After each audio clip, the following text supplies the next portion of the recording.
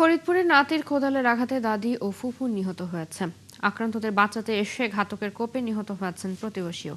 তিনজনকে হত্যা করে পালিয়ে যাওয়া ঘাতক দীর্ঘদিন ধরে মানসিক অসুস্থতায় ভুগছে বলে জানিয়েছে স্থানীয়রা।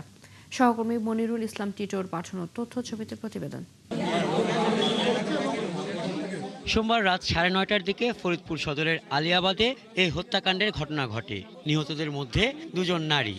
নিহতরা হলেন ৮০ বছরের আমেনা বেগম, তার মেয়ে রাহেলা বেগম ও প্রতিবেশী কাবুল চৌধুরী। এলাকাবাসী জানান, সোমবার রাতে বৃদ্ধা আমিনা বেগমের মানসিকভাবে অসুস্থ নাতি আকাশ মোল্লা তার নানি আমেনা বেগম ও ফুপু রাহেলা বেগমকে কোদাল দিয়ে এলোপাতাড়িভাবে কোপাতে থাকে।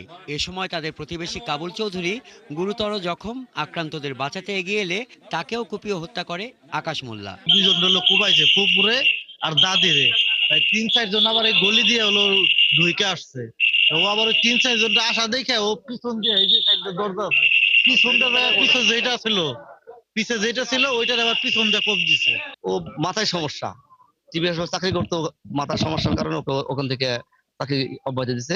দরকার এইভাবে পাগল ছাগল আমার মনে অগ্রহণ করা ঠিক আছে, তো খুঁজে পাইতেছি না।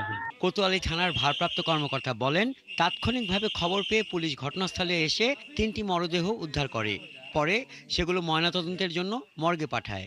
ঘাতককে গ্রেপ্তারের চেষ্টা চলছে। ঘাতককে সে ওই যে কোদাল দিয়ে আহত করছে, সে কোদাল হাতে নিয়েই ওই যে পিছনের চোখ দিয়ে চলে গেছে। আমরা ওই যে এই ভিকটিমদের ডেড বডি মর্গে প্রেরণ করে ওইটা, আর আমাদের অলরেডি টিম কাজ করতেছে।